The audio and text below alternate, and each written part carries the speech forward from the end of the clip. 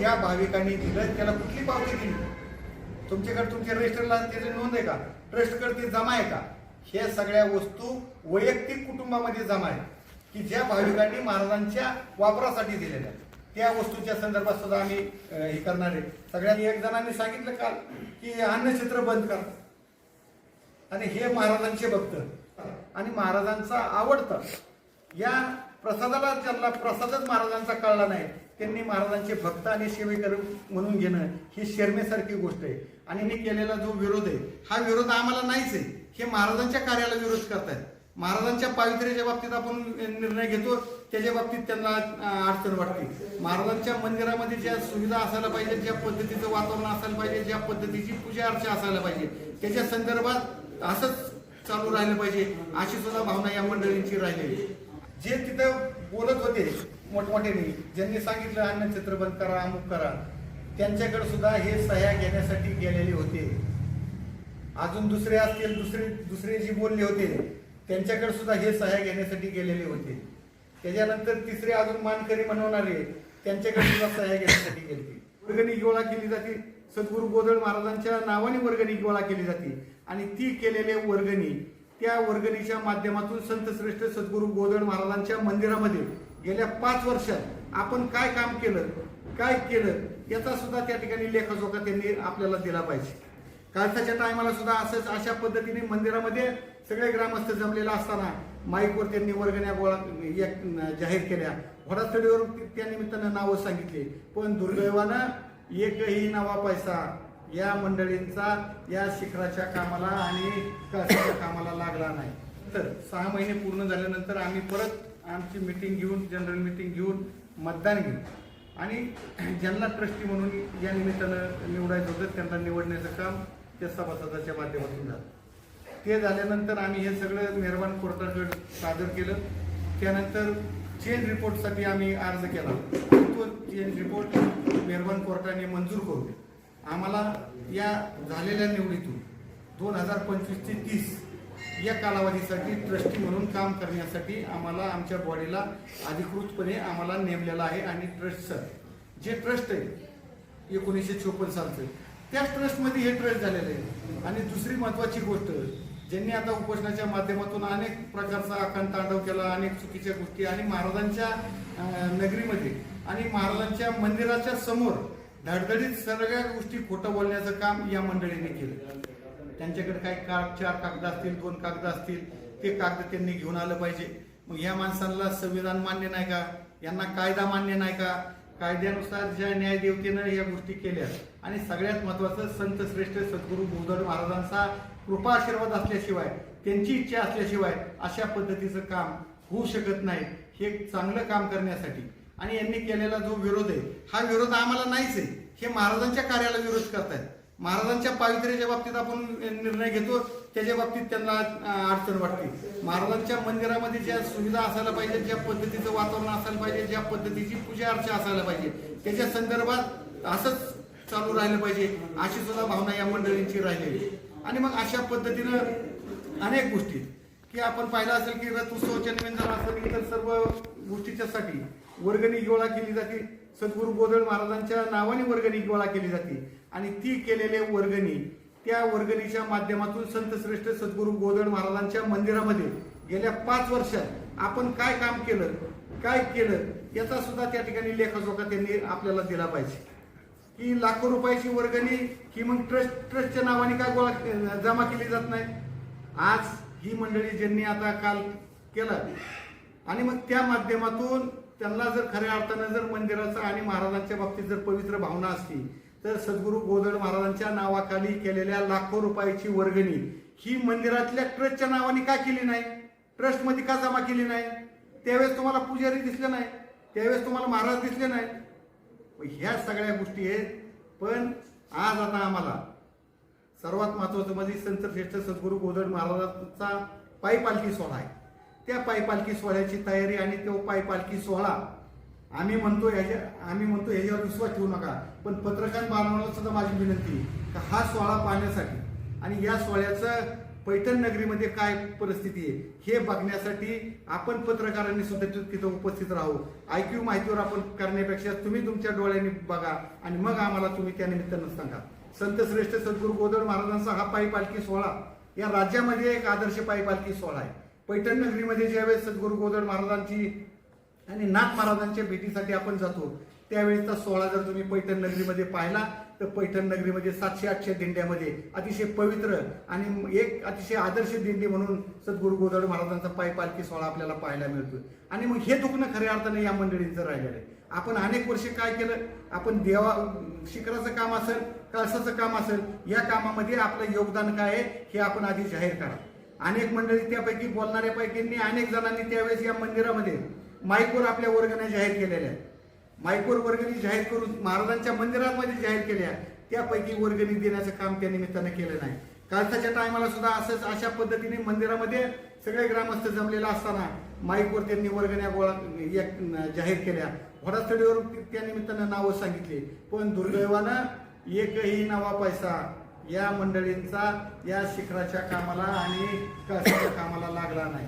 आणि मग हे दुखणं खऱ्या अर्थाने त्यांना माहिती आहे की आता मंदिरामध्ये काय होणार आहे, कशा पद्धतीनं कामाला सुरुवात होणार आहे आणि एक आदर्श मंदिर म्हणून या राज्यामध्ये लौकिक नेण्याचं काम आम्हाला करायचे.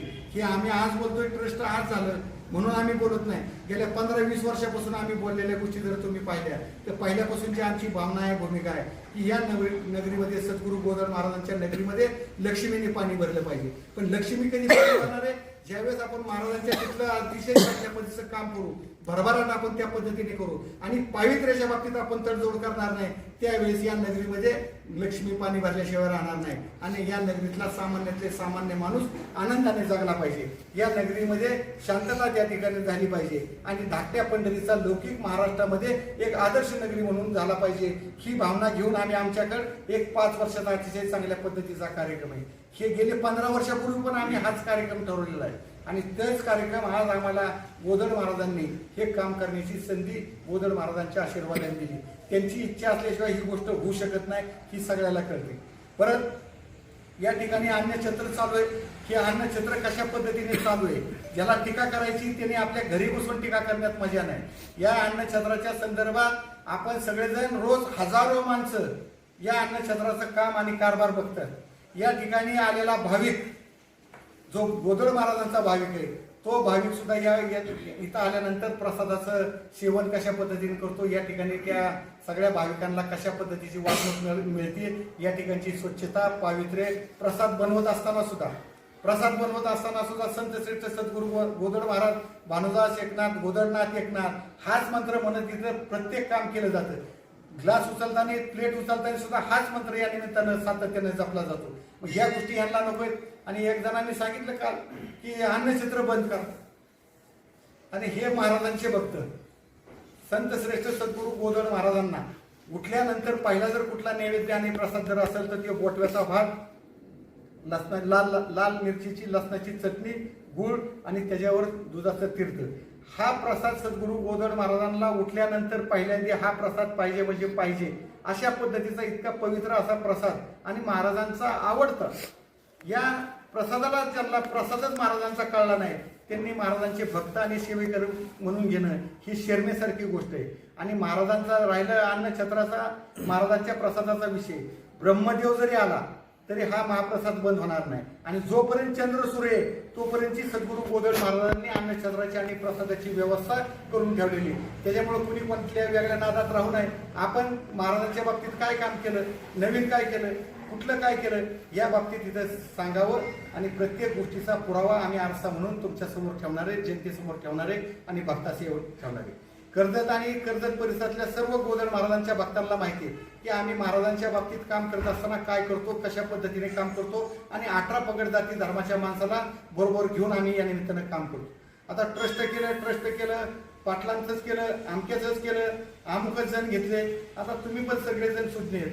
मला तुम्ही सांगा बरं, ट्रस्ट करताना 25, 100, 200 माणसं ट्रस्ट करता येतं का? त्याला काही कायदा नियम काय आहे का नाही? घटना आहे, त्या घटनेप्रमाणे खऱ्या अर्थानं ते काम केलं जातं. आणि मग या निमित्तानं आम्हाला मेहरबान कोर्टाने ट्रस्टी म्हणून काम करण्याची संधी दिली. त्यानंतर आता 2025 ते 30 ही ट्रस्टी म्हणून आम्ही अधिकृतपणानं या ठिकाणी कामकाज पाहणार आहे। यानंतर इतर बाबी जर आपण पाहिल्या, मी मगाशी सांगितले त्या पद्धतीनं की ह्या सगळ्या गोष्टीचा हिशोब निश्चितच आम्ही त्या ठिकाणी करणार आहे आणि मग अशा पद्धतीनं आम्ही प्रत्येक गोष्टीचा कागद ना कागद तुम्हाला सगळ्याला देणार आहे, सगळ्या जनतेला देणार आहे। आता यांनी सांगितलं की बघ हे अंधारात ट्रस्ट केलं, कोणाला माहीत नव्हता ट्रस्ट केलं। या ट्रस्टच्या संदर्भात जे काय कोर्टामध्ये चालू होतं हे 1995 सालापासून माझे मामा कैलासवासी निशिकांत उर्फ नाना पाटील यांनी आणि त्यावर त्यांचे जे सहकारी होते त्यांनी दाखल केलेलं होतं। मग 1995च्या नंतर अनेक वर्ष 95 पासून ही केस चालू होत्या। त्यानंतर तानाजी सर जवळजवळ 13 वर्षापासून तानाजी सर या सगळ्या तारखा करतोय। ह्या तारखा करत असताना ह्यातली काही मंडळी जी आज बोलत होती, काही बोलत नव्हती, काही गप बसलेली होती, त्यांचे नावं जे दाखल झालेले ट्रस्ट आहे त्या 13 जणांमध्ये त्यातले काही जण आहेत आत्ता जिथे ओरडत होते आणि मग ते घेतले तर मग चांगलं। दुसऱ्यांच्या अजून जे पोटामध्ये पोटशे उठलेला आहे आणि महाराजांच्या बाबतीत, महाराजांच्या पावित्र्याच्या बाबतीत आम्ही तडजोड करणार आणि मग दुसरा एक प्रपोजल दाखल होत असताना जे तिथं बोलत होते मोठमोठ्याने, ज्यांनी सांगितलं अन्नछत्र बंद करा, अमुक करा, त्यांच्याकडे सुद्धा हे सह्या घेण्यासाठी गेलेले होते। अजून दुसरे असतील, दुसरे जे बोलले होते त्यांच्याकडे सुद्धा हे सह्या घेण्यासाठी गेलेले होते। त्याच्यानंतर तिसरे अजून मानकरी म्हणवणारे त्यांच्याकडे सुद्धा सह्या घेण्यासाठी गेले, पण या माणसांनी त्यावेळेस तिथे सह्या केलेल्या नाही। ते पण कागद आम्ही तुम्हाला दाखवतो आणि जे दाखल आहे दुसरं ते पण कागदपत्र तुम्ही तुमच्या डोळ्यांनी सगळ्यांनी पाहून घ्या। मग अंधारात ठेवलं कशाला म्हणायचं? 13 वर्ष झाले तारीख चालू आहे, मग त्यावेळेस तुम्ही झोपले होते का? त्यावेळेस तुम्ही काय त्या ठिकाणी काय केलं नाही का? मग त्या बुवा लोकांना मदत केली नाही का? तिथं मग तुम्ही ना आता गप्पा आणता तर तुम्ही त्यावेळेस काय त्यांचं काय करून दिलं? त्यावेळेस तर मात्र काय करायचं नाही, काय करून द्यायचं नाही। आणि मग 13 वर्षे केस चालल्यानंतर परत जे जुनं जे ट्रस्ट म्हणून सांगितलं जातं पुजाऱ्यांकडून, तर त्या पुजाऱ्यांना सुज्ञपणानं विचारलं पाहिजे की आपण जे ट्रस्ट म्हणता, तुमच्या ट्रस्टला घटना स्कीम आहे का? आणि आता तुम्ही सगळे सुज्ञ आहेत, कुठल्याही ट्रस्टला स्कीम असल्याशिवाय, घटना असल्याशिवाय ती ट्रस्ट मंजूर होईल का? होऊ शकतं का? ज्या ट्रस्टला घटनाच नाही, मग इतक्या वर्षाचं ट्रस्ट आहे त्याला घटना नाही, तुमचं पॅन कार्ड आहे का सांगा मला? तुम्ही सांगा इथं इतक्या वर्षामध्ये सद्गुरू बोधड महाराजांना कुणीच देणगी दिली नाही का? सद्गुरू बोधड महाराजांना कुणीच चांदीची भांडी अमुक हे काय जे असं हे कुणीच काय दिलेलं नाही का? मग हे ज्या भाविकांनी दिलं त्याला कुठली पावती दिली? तुमच्याकडे तुमच्या रजिस्टरला त्याची नोंद आहे का? ट्रस्टकडे ती जमा आहे का? हे सगळ्या वस्तू वैयक्तिक कुटुंबामध्ये जमा आहे की ज्या भाविकांनी महाराजांच्या वापरासाठी दिलेल्या आहेत। त्या वस्तूच्या संदर्भात सुद्धा आम्ही हे करणार आहे। सगळ्यात महत्वाचं पंढरीनाथ काकडे म्हणून जे पुजारी म्हणून काल बोलत होतो, रडण्याचं नाटक जे करत होतं, त्या पुजाऱ्याला आम्ही 2005-06 साली संत श्रेष्ठ सद्गुरू बोधड महाराजांचा जो मंत्र आहे, ओम अहम ब्रह्मास्मी सोहम ब्रह्मास्मी इदम, हा जो मंत्र आहे, या मंत्राच्या कॅसेट 45,000 रुपयाच्या आम्ही आणून दिल्यानंतर तुम्ही बघा असा जगात कुठे व्यवहार आहे का? आम्ही त्या सगळ्या मंत्राच्या कॅसेट विकत आणल्या आणि त्या पुजाऱ्याच्या ताब्यात दिल्या। त्याला देत असताना सांगितलं की आता ह्याच्या विक्रीची किंमत आपण ठरवली। विक्रीची किंमत ठरवत असताना मूळ किंमत फक्त आपली बाजूला घ्यायची, नफ्याची जी काय रक्कम असेल ती पुजाऱ्याला मंदिराला द्यायची, अशा पद्धतीचा विषय ठरला आणि परत ते पैसे जमा करून परत ते सातत्याने आणायचं। हे एवढे सगळे मंत्र ह्या पंढरी काकडीने विकले, एक नव्या पैशाचा हिशोब दिला नाही। आणि इतर जी पुजारी आहेत, इतर जे आमचे छोटे छोटे पुजारी, या पुजाऱ्यांना सुद्धा एक नवा पैसा त्यांनी दिला नाही, अजूनही हिशोब त्याच्याकडे बाकी आहे।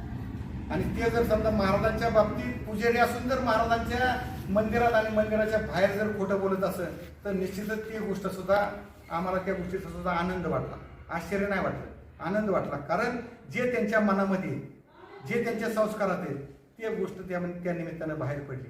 मंदिरातली स्वच्छता, मंदिरातलं जे पावित्र्य, या पावित्र्याच्या संदर्भात सुद्धा काही भूमिका घ्यावं लागणार आहे। या भाविकांना, अनेक जणांना दर्शनाला येत असताना दर्शनाला उभा माणूस समोर उभा राहतो आणि हे बुवा पाठीमागे तोंड करून तिकडे उभा असतो, हे सुद्धा चित्र तुम्ही सगळ्यांनी बघितलेले। फक्त कुत्र्याच्या मांजराच्या गळ्यात कुणी घंटा बांधायची याच्यासाठी ही चालत नाही. दुसरी महत्वाची गोष्ट मी मगाशी सांगितलं की सोपानराव नेवशे म्हणून, सोपानराव नेवशेंनी सद्गुरू गोदड महाराजांचे चरित्र एक छापून आणले आणि मोठ्या प्रमाणात आणले आणि ते सगळे त्यांना फुकट सगळ्या भक्तांना द्यायचे होते. आणि त्यावेळेस सुद्धा असाच भंडारा होता. भंडाऱ्याच्या दरम्यान त्यांनी ते ग्रंथ आणले आणि मग ते ग्रंथ आणल्यानंतर त्याच्यावर ह्या पंढरी काकड्यांनी त्यांच्यावर वेगळा दबाव आणला, त्यांना पटेनाट्यात केस करीन म्हणून भीती दाखवली आणि सगळेचे सगळे ग्रंथ या पंढरी काकड्यांनी तिथं जमा करून घेतले त्याच्याकडे आणि ते सगळे ग्रंथ कुणी विकले? पंढरी काकड्यांनी विकले. मग त्या ग्रंथाचे पैसे कुठे आहेत? त्या ग्रंथाचा हिशोब कुठे आहे? मग हिशोब मागितल्यावर मात्र माझा आम्ही मालक आहेत आणि लोकांना भीती दाखवायची. सद्गुरू गोदड महाराजांची भीती दाखवण्याचं काम तुम्ही करू नका. सद्गुरू गोदड महाराजांना सेवा करणाऱ्या माणसाला भ्यायचं कारण नाही. जो माणूस सद्गुरू गोदड महाराजांच्या चरणाशी नतमस्तक आहे आणि लीन आहे त्या माणसाला तुम्ही भीती दाखवायचं काम करू नका. गोदड महाराजांचं कार्य काय, गोदड महाराज कशासाठी आहेत आणि या सगळ्या गोष्टीचा वापर येणाऱ्या काळामध्ये सुद्धा चांगल्या पद्धतीने आम्ही करणार आहे. पण आता आम्हाला संत श्रेष्ठ सद्गुरू गोदड महाराजांचा पाय पालखी सोहळा आहे.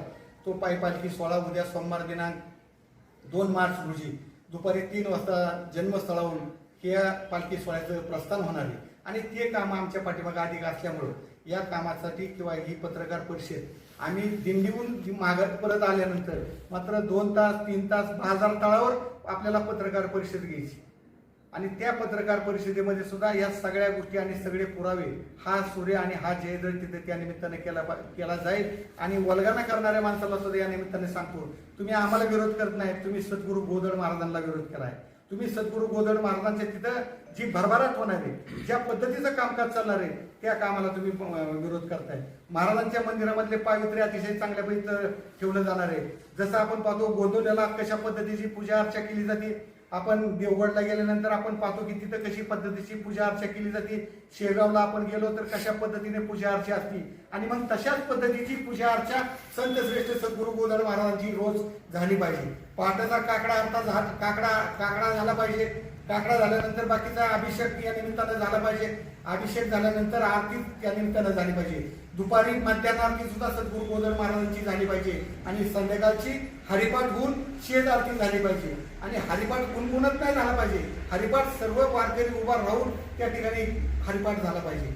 काकडा सुद्धा त्याच पावित्र्यामध्ये झाला पाहिजे आणि मग दुपारची मध्यान्ह आरती सुद्धा अतिशय महत्वाची असते आणि ती रोजच्या रोज त्या नीती नियमानं झाली पाहिजे. अशा ज्या काही गोष्टी आणि जो नियम असणार आहे, नियमानुसार यांना काम करायचं नाही, शिस्तीनुसार यांना काम करायचं नाही, पावित्र्यानुसार यांना काम करायचं नाही. आणि मग आता अनेक गोष्टी आता पुजाऱ्यांच्या पण बोलण्यासारख्या अनेक गोष्टी, त्या गोष्टी जर आपण बोललो तर निश्चितच दिल्लीहून आल्यानंतर ह्या पण गोष्टीच्या संदर्भात आपण बोलणार आहे. ते सगळं करत असताना गावकऱ्याला अंधारात ठेवलं, आमच्याला अंधारात ठेवलं आणि या ट्रस्टच्या माध्यमातून जे आम्हाला ट्रस्टी म्हणून काम करण्याचं धर्मदायकाने दिले. त्यानंतर या शहरामध्ये असणारे जेवढे समाज आहेत, या शहरामध्ये कर्जत शहरामध्ये जेवढे पण समाज आहेत, जेवढे समाज जवळजवळ 27-28 समाजाची माणसं या ट्रस्टमध्ये सद्गुरू गोदड महाराजांच्या सेवेमध्ये, सद्गुरू गोदड महाराजांचा रथ उत्सव असेल, पालखी सोहळा असेल, दिंडी असेल, जन्मोत्सव असेल, भंडारा असेल, पालखी असेल, या गावच्या कुस्त्या असतील, या सगळ्यांच्या संदर्भात काम करण्यासाठी ज्यांना सेवेकरी म्हणून आम्ही या ठिकाणी घेतलं असे 27 समाजाचे माणसं आणि तरुण या ठिकाणी घेतले. मग एवढ्या मोठ्या प्रमाणात 18 पगड जाती धर्माची माणसं त्यात घेतली.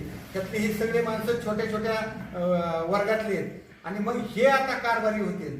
हे गावाचा कारभार सद्गुरू गोदड महाराजांचा आदर्श कारभार करणार आणि मग ही खऱ्या अर्थाने यांची पोटसुळे. राजकारणासाठी राजकीय भूमिका घ्यायची, राजकारण बघून या ठिकाणी काम केलं जातं. पण 18 पगड जाती धर्माच्या माणसाचं जसं सद्गुरू गोदड महाराजांच्या पोथीमध्ये की इथं भेदाभेद नाही, इथं शिवता शिवत नाही, इथं सगळे एकच. मानकरी म्हणजे काय? मानकरी म्हणजे काय?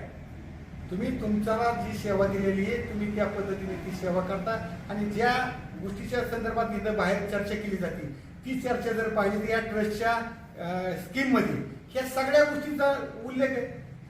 पूजा असेल, ज्याची त्याची सेवा असेल, त्या प्रत्येक सेवेकरीची नोंद आहे याच्यात. प्रत्येकाची जी सेवा आहे ती सेवा कोणी कोणाची काढून घ्यायचा काय संबंध येतो? या पद्धतीने चुकीच्या गोष्टी भाविकाच्या मनामध्ये संभ्रम निर्माण करण्याचं काम करायचं. काल सुद्धा कर्ज शेअर बदलून कर्ज शहरातील सगळ्या नागरिकांना वेठीत धरण्याचं काम केलं. आणि मग कायदा कळत असताना सुद्धा, कागद असताना सुद्धा, आणि तुम्ही सुद्धा काही जण त्यात उपस्थित असणारे बोलणारे ती काही संस्थेचे कारभारी म्हणून काम करते. त्यांच्या संस्थेमधला ते कारभार आम्ही बघू आता कशा पद्धतीने आहे, काय शिक्षण संस्थांमध्ये काय काय चाललेलं आहे, त्या सगळ्या गोष्टी आम्ही सुद्धा बघणार आहे. त्याच्या मुळापर्यंत आम्ही जाणार आहे. त्या सगळ्या गोष्टीच्या नंतर गोदड महाराजांच्या बाबतीत आणि गोदड महाराजांना आणि गोदड महाराजांच्या चांगल्या कार्याला विरोध करणाऱ्यांनी त्यांचं आम्ही 100% स्वागत करतो. त्यांनी अजून चुकीचं आमच्याबद्दल बोललं पाहिजे, त्यांनी अजून चुकीचं आमच्याबद्दल संभाषण केलं पाहिजे, की जेणेकरून त्यामुळं आम्हाला काम करण्यासाठी आम्हाला काम करायचं. आम्हाला या ठिकाणचा बदल जास्त बोलत नाही, पण 1 वर्षाच्या कर्जतकरांना, तालुक्याला, राज्यामध्ये गोदड महाराजांचा विषय कशा पद्धतीने जातोय याचा सुद्धा अनुभव निश्चितपणाने येणार आहे. आम्ही सद्गुरू गोदड महाराजांचा जन्मोत्सव करतो. लाखो भाविक त्या निमित्तानं त्या ठिकाणी येतात. हे काय येतात?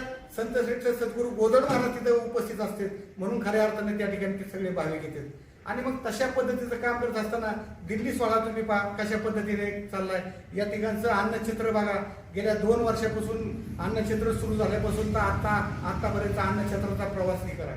आता मला तुम्ही सांगा, अन्नछत्र म्हणणाऱ्यांनी काहींनी तिथून पाठीमागे कर्जत शहरामध्ये किंवा तुमच्याकडे सुद्धा पावत्या असतील त्या, की 365 दिवस सद्गुरू गोदड महाराजांना अभिषेक म्हणून दिलेला आहे का नाही दिलेला आहे? मग इथं अभिषेक आहे का? त्यांनी ते सांगावं. गोदड महाराजांना जे फसवते त्यांनी लोकांना शहाणे करण्याचं काम करायचं. त्यांनी दुसऱ्याला भक्ती करणाऱ्या माणसाला, सेवा करणाऱ्या माणसाला ज्ञान शिकवण्याचं काम करायचंय. आता इथं अन्नछत्राच्या नावाखाली जे चालू आहे नाश्ता सेंटर, त्याच्या माध्यमातून तिथे काय काय केलं जातं? एखाद्याच्या लग्नात राहिलेली बुंदी गोदड महाराजांचा प्रसाद म्हणून वाटण्याचं पाप या माणसांनी केलं. एका जणाच्या वास्तुशांतीचे राहिलेले लाडू 4 दिवसानंतर इथं वाटण्याचं काम केलं.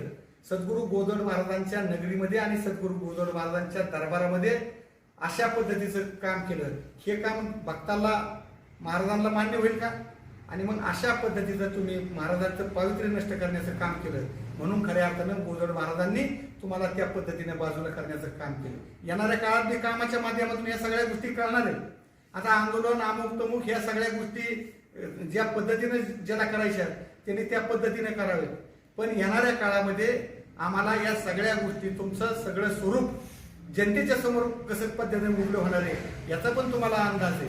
म्हणून आज या निमित्तानं काल ज्या वल्गना केल्या गेल्या त्या प्रत्येक गोष्टीला कायद्याने आणि नियमाने उत्तर दिलं जाईल. आणि दुसरी सगळ्यात महत्वाची गोष्ट, सद्गुरू गोदड महाराजांच्या कार्याला विरोध करणाऱ्यांनी तुम्ही किती जरी विरोध केला, कशाही पद्धतीचा विरोध केला, तरी सुद्धा संत श्रेष्ठ सद्गुरू गोदड महाराजांच्या मंदिरामध्ये हे 18 पगड जाती धर्माचे सेवेकरी या मंदिराचा कारभार अतिशय उत्तम पद्धतीनं, पारदर्शक पद्धतीनं या निमित्तानं केलेला आपल्याला सगळ्या भाविकाला पाहायला मिळणार आहे. या निमित्तानं इथली भरभराट काय असतील, इथले अनेक जे काही उपक्रम आहेत ते उपक्रम कशा पद्धतीने राबवले जाणार आहेत, हे सगळे उपक्रम हे 18 पगड जाती धर्माच्या जी माणसं आहेत, 27 जातीची माणसं या निमित्तानं या ट्रस्टमध्ये काम करतायत आणि करणार आहे. या सगळ्यांच्या हातून हा सगळा गाव कारभार होणार आहे. आणि म्हणून यांचं पोट दुखतंय.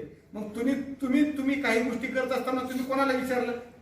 आता महाराजांच्या बाबतीत अजून काही खोट्या गोष्टी त्या 11 तारखेनंतर आपण या ठिकाणी तुमच्या सगळ्यांच्या समोर मांडू. माझी आपल्याला एक विनंती आहे की आपण आता उद्यापासूनच असणारा सोहळा आहे, या सोहळ्यासाठी आपण 9 तारखेला सगळ्या पत्रकार बांधवांनी पैठणला हजर राहावं. आणि तुमच्या डोळ्यांनी, तुमच्या कानांनी जे ऐकायला मिळेल, जे पाहायला मिळेल ती सत्य कथा, सत्य परिस्थिती कर्जत शहरामध्ये तुम्ही येऊन महाराजांचे भक्त किंवा सेवेकरी म्हणून सांगितले तर मात्र निश्चितपणानं किंवा आरसा होईल. आणि आमच्याकडे पण आरसा आहे, आमचं तोंड काळ असलं तर समोर दिसणार. लाखो रुपयाच्या वर्गणी गोळा करायच्या आणि मंदिरामध्ये 2 रुपये खर्च करायचा नाही. मंदिराच्या नावाने का पैसे नाही टाकत? मंदिरामध्ये 5 वर्षात तुम्ही मंदिरामध्ये काय खर्च केलाय ह्याचं पण त्याला काहीतरी द्यावं लागेल. आणि मग मला तुम्ही सांगा की कुठलीही सार्वजनिक गोष्ट करत असताना त्याला अधिकृत पावती, अधिकृत ट्रस्टची पावती पाहिजे. त्याचं ऑडिट झालेलं पाहिजे. त्या निमित्तानं प्रत्येक रजिस्टरला प्रत्येक गोष्टीची नोंद झालेली पाहिजे. प्रत्येक मीटिंगमध्ये जे ठराव झाले त्या ठरावाची अंमलबजावणी करत असताना आणि या सेवेमध्ये नियमाने कायद्याने चालायला पाहिजे. मंदिरामध्ये आलेल्या वस्तूंची विल्हेवाट काय लावली गेली याच्या संदर्भात सुद्धा आम्ही कायदेशीर मार्गाने त्या निमित्तानं जाणार आहे. काही जणांवर आम्ही कायदेशीर कारवाई पण करणार आहे, चुकीचं करणाऱ्यांवर आणि चुकीचं बोलणाऱ्यांवर. या निमित्तानं आम्ही जे आम्हाला कायद्याने अधिकार दिले असतील त्या अधिकारानुसार आम्ही कायद्याच्या अधीन राहून काही मंडळींवर त्या निमित्तानं गुन्हे पण दाखल करण्याचं काम या निमित्तानं करणार आहे. ते सुद्धा येणाऱ्या काळामध्ये आपल्या सगळ्याला दिसत. आणि भक्तीच्या बाबतीत, पावित्र्याच्या बाबतीत कुणीही आलं तरी तिथं तडजोड केली जाणार नाही. संतांची सेवा, संतांची पूजा अर्चा त्याच पद्धतीने झाली पाहिजे, ते सुद्धा करण्याचं काम करावं लागेल. आता पुजारी पंढरी बोलत होतं, त्यांनी सांगितलं असं झालं तर झालं, या गोष्टीचं उत्तर त्यांनी द्यावं आणि ते समाजावर हात ठेव म्हणा. आणि सगळ्या पुजाऱ्यांना पण विचारायचं की तुम्हाला ते मंत्र लिखल्यानंतर त्यातले 2 रुपये कुठल्या पुजाऱ्याला दिलेत का म्हणून विचार. आणि दिले जरी असले तरी त्यांनी मूळ रक्कम परत माघारी दिली का, हिशोब दिलाय का विचार. ग्रंथ विकले त्याचा हिशोब दिलाय का विचार. या सगळ्या गोष्टीच्या संदर्भात आम्ही अतिशय अजून सविस्तरपणाने आम्हाला या विषयामध्ये बोलायचंय. ते बोलत असताना आम्ही कामाच्या माध्यमातून आम्ही दाखवून देणार आहे, आम्ही सेवेच्या माध्यमातून आम्ही दाखवून देणार आहे, आम्ही भक्तीच्या माध्यमातून आम्ही दाखवून देणार आहे. आणि या शहरामधल्या आणि या तालुक्यातल्या सगळ्या माणसांना, सगळ्या भक्तांना माहिती आहे की आम्ही गोदड महाराजांची सेवा करत असताना संपूर्ण गोदड महाराजांच्या सेवेमध्ये आम्ही सगळ्यांनी 11 पगड जाती धर्माच्या माणसांनी वाहून घेतलेले. आणि हे आमचं एक कुटुंब आहे, महाराजांचं कुटुंब आहे. आणि त्या माध्यमातून आम्ही प्रत्येक कार्यक्रम आणि प्रत्येक उपक्रम आम्ही करतो. आणि त्याच पद्धतीचा उपक्रम, त्याच पद्धतीचं काम अतिशय पावित्र्यानं, भक्तिभावानं आणि सगळ्या भक्ताला बरोबर घेऊन या मंदिराचा कारभार केला जाईल. या शहरातल्या महाराजांचे जे उत्सव आहे हा प्रत्येक उत्सव सगळ्याला बरोबर घेऊन त्या निमित्तानं साजरा केला जाईल. आज मी तुम्हाला सांगितल्याप्रमाणे आता आमची तयारी की त्या सगळ्या गोष्टी, सगळं आरसा घेऊन आम्ही सुद्धा स्वतः हे सगळ्या गोष्टी भक्तांसमोर आपण मांडणार आहे. ते मांडत असताना सगळ्या एकही शब्द आणि एकही गोष्ट आम्ही त्या निमित्तानं खोटी बोलणार नाही. काल जसं इथं मंदिराच्या महाराजांच्या मंदिराच्या समोर तुम्ही खोटं बोलताय, निश्चितपणानं त्या सुद्धा गोष्टीचा आम्हाला चांगल्या पैसा आनंद झाला. तुम्ही ज्या पद्धतीचे आरोप प्रत्यारोप करतात, अन्नछत्र महाराजांचा प्रसाद बंद करायचं म्हणता आणि तुम्ही महाराजांची सेवेकरी, तुम्ही महाराजांचे भक्त. अरे महाराजांचा नैवेद्य ज्याला माहित नाही त्यांनी म्हणायचं का मी महाराजांचा भक्त आहे, मी महाराजांचा सेवेकरी. कुठली सेवा केली, कुठलं नवनिर्माण केलं, महाराजांच्या कुठल्या कार्यामध्ये त्या पद्धतीचं काम केलं. मग या पद्धतीनं फक्त बोलण्यापुरतं, राजकारण करण्यापुरतं ज्याला करायचं त्यांनी अजून मोठ्या पद्धतीने करावं. तुम्ही हजारो माणसाकडे भेटायला गेले, कालची परिस्थिती काय होती सगळ्या जनतेने डोळ्याने पाहिली. कर्ज शहर बंद ठेवलं कारण असताना बंद ठेवून सुद्धा काल द्वादशीचा महाप्रसाद घेण्यासाठी बाहेर धरणं आंदोलन चालू असताना इथं बसायला माणसाला पाय ठेवायला जागा नव्हती. एवढ्या मोठ्या प्रमाणात काल सुद्धा भाविक या ठिकाणी महाप्रसादाचा लाभ घेत होते. आणि मग मात्र या सगळ्या गोष्टी म्हटल्यानंतर आपण आपलं जे काही म्हणणं असेल ते म्हणणं मात्र त्या पद्धतीने ठेवलं नाही. आणि मग तशा पद्धतीने काल सुद्धा इथं द्वादशीच्या महाप्रसादाला शेकडो माणसांनी या ठिकाणी येऊन हजेरी लावली. आणि येणाऱ्या 11 तारखेनंतर निश्चितपणानं आपल्या सगळ्यांशी पुन्हा एकदा बोलण्याचं, आम्हाला बोलायचे, सांगायचे आणि भविष्यामध्ये आपण काय योजना आहेत, आपल्या काय कार्य त्या सुद्धा गोष्टी आपल्या सगळ्यांच्या समोर घेतील. ते करण्यासाठी महाराजांनी हे पण सांगितलेले, जशी त्यांना महाराजांनी पूजा दिली, पण त्यामध्ये सुद्धा एक महाराजांनी शब्द घालून दिलेला. महाराजांनी त्यामध्ये सुद्धा एक शब्द घालून दिलेला, इनाम इतबारे जो माझी सेवा करील त्याला फळ देईल. आणि जो सेवेमध्ये समजा कसूर करेल त्याला माफ करायचं का? ते तुम्हाला सगळ्याला मान्य आहे का? भक्तांना मान्य आहे का? ही जी वरडणारी जी ह्यांना मान्यच असणार, कारण त्यांचे विचार ते. आणि म्हणून जो पुजारी तिथं महाराजांची पूजा व्यवस्थित करणार नाही, पावित्र्यात करणार नाही, त्याला ती गोष्ट पावित्र्यातच करावी लागणार आहे.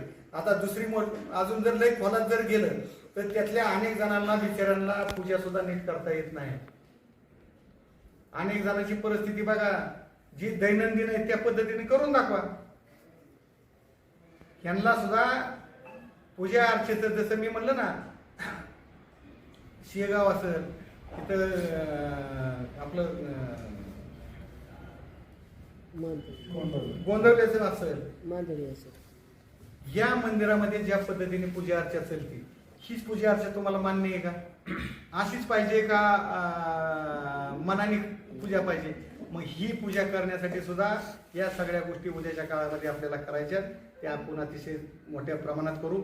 संत श्रेष्ठ सद्गुरू बोधड महाराजांची इच्छा होती, म्हणून सद्गुरू बोधड महाराजांनी हे सत्य कार्य करण्यासाठी आम्हाला या ठिकाणी 18 पगड जाती धर्माच्या माणसांना नेमलंय आणि विश्वासाने आम्हाला नेमलंय. आणि आम्ही सुद्धा आता ट्रस्टच्या माध्यमातून 27 जातीची माणसं, 27 धर्माची माणसं, या 27 जाती धर्माची माणसं या ठिकाणी या ट्रस्टमध्ये सद्गुरू बोधड महाराजांचं काम करण्यासाठी, जे उत्सव आहेत या उत्सवाचं काम करण्यासाठी ही सगळी मंडळी कार्यरत राहणार आहे.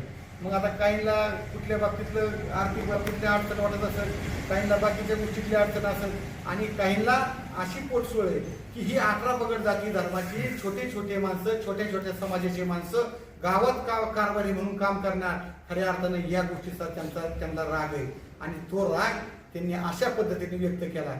आणि म्हणून ते जे करतायत त्यांना शुभेच्छा. आम्हाला जे करायचं आहे ते महाराजांच्या आशीर्वादाने आणि महाराजांचा जो आदेश आहे त्या आदेशाप्रमाणे आम्ही ते काम करणार.